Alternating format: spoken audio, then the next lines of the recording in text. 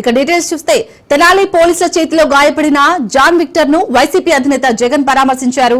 ఈ సందర్భంగా జగన్ కూటమి ప్రభుత్వంపై ఆగ్రహం వ్యక్తం చేశారు. రాష్ట్రంలో రెడ్ బుక్ రాజ్యాంగం నడుస్తుందని మండిపడ్డారు. రాష్ట్రంలో పోలీస్ వ్యవస్థ దిగజారిపోయిందన్నారు. పోలీస్ వ్యవస్థను దుర్వినియోగం చేస్తున్నారని మండిపడ్డారు. ప్రస్తుతం జగన్ మీడియాతో మాట్లాడుతున్నారు. లైవ్ లో చూద్దాం. పోలీసులు కొట్టారని, గాయాలు కూడా ఉన్నాయని వీళ్ళు పదే పదే ఆ గాయాలను చూపుతూ డాక్టర్లను అడిగితే అక్కడి డాక్టర్లు ఎందుకు నోట్ చెయ్యలేదు అని అడుగుతా ఉన్నా. ఇంతటి దారుణంగా కొట్టినప్పటికీ, ఇంతటి దారుణంగా గాయాలు కనిపిస్తా ఉన్నప్పటికీ ఎందుకు డాక్టర్లు దాన్ని నోట్ చేయలేదు అని అడుగుతా ఉన్నా. అంటే కేవలం మెడికో లీగల్ కేసు అవుతుంది అని, కేవలం మెడికో లీగల్ కేసు అవుతుంది అని, మెడికో లీగల్ కేసు కాకుండా పోలీసులు డాక్టర్ని కూడా ఈధర్ బెదిరించాలి, లేదా డాక్టర్ కూడా ప్రలోభాలకు లోనయ్యన్నా ఉండాలి. ఏప్రిల్ 26వ తారీఖున నడి రోడ్డుపై ఈ ముగ్గురిని వీళ్ళు ఇలా కొడుతూ ఉంటే నెల రోజుల తర్వాత ఈ వీడియో బయటకు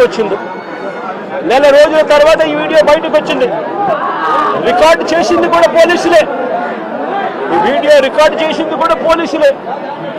పోలీసులకు జరుగుతా ఉన్న అన్యాయాల మధ్య పోలీసుల్లో కూడా కొంతమంది జరుగుతా ఉన్న అన్యాయాన్ని జీర్ణించుకునే పరిస్థితి లేక పోలీసులు కూడా, మంచివారైన పోలీసులు ఈ వీడియోను విడుదల చేయడం జరిగింది. నేను అడుగుతా ఉన్నా, ఇంత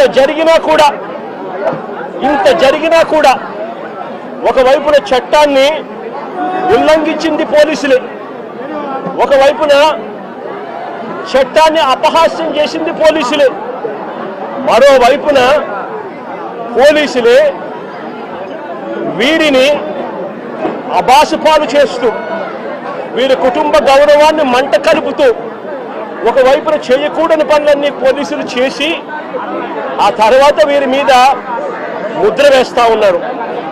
వాళ్ళు చేసిన పనిని జస్టిఫై చేసుకునే దానికోసం ఈ పిల్లల మీద వీళ్ళు ముద్ర వేస్తూ ఉన్నారు.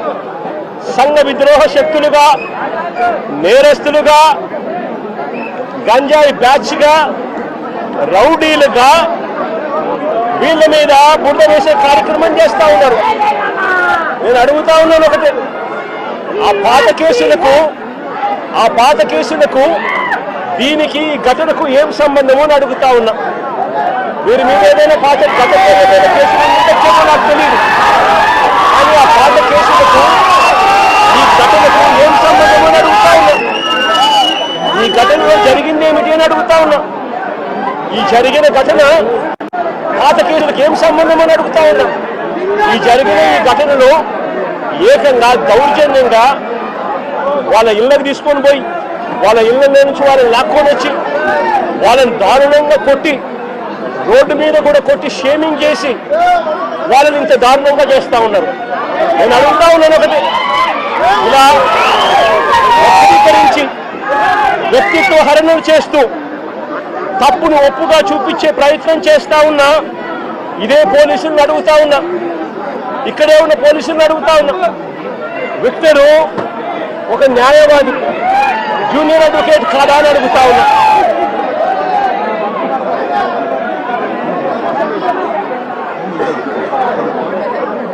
జూనియర్ అడ్వకేట్ కాదా అని అడుగుతా ఉన్నా. ఈ విక్టర్ అనే పిల్లాడు జూనియర్ అడ్వకేట్ కాదా అని అడుగుతా ఉన్నా. ఈ పాప విక్టర్ చెల్లెలు, రాకేష్ చెల్లెలు, ఈ పాప ఇంజనీర్.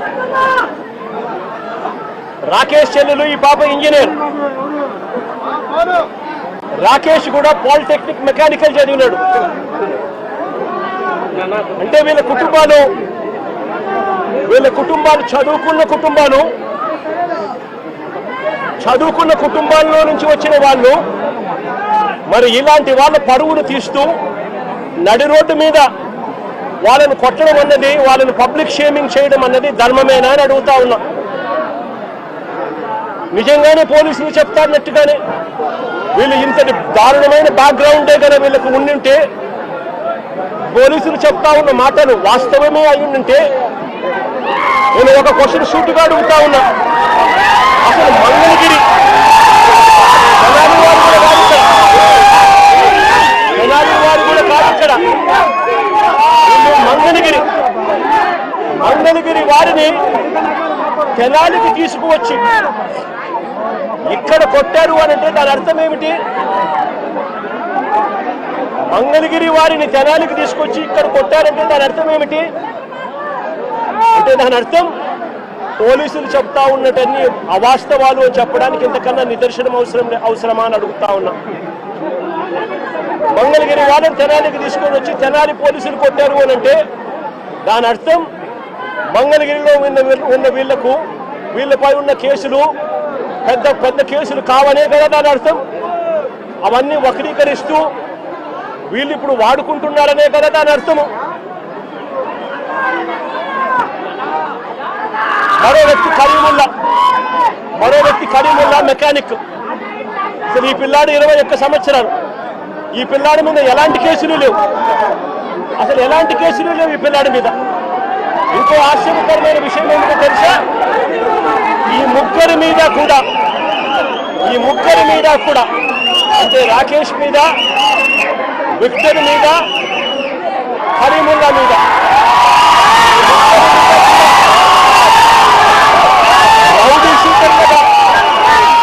రౌడీ షీటర్లుగా ఎప్పుడు రౌడీ షీటర్లుగా వీళ్ళని నమోదు చేశారో తెలుసా? ఈ ఘటన జరిగిన తర్వాత ఇది పెద్దదవుతూ వస్తా ఉందని తెలుసుకున్న తర్వాత వీళ్ళని రౌడీ షీటర్లుగా, ఈ ఘటన జరిగిన తర్వాత వీళ్ళని రౌడీ షీటర్లుగా చేశారు. నేను అడుగుతా ఉన్నా, ఇంతకుముందు వీళ్ళు రౌడీ షీటర్లుగా లేరు.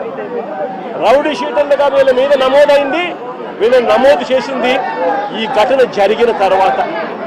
ఇంత ప్రస్ఫుటంగా పోలీసులు ఎలా దుర్మార్గం చేశారు అన్నది ప్రస్ఫుటంగా కనిపిస్తా ఉంది.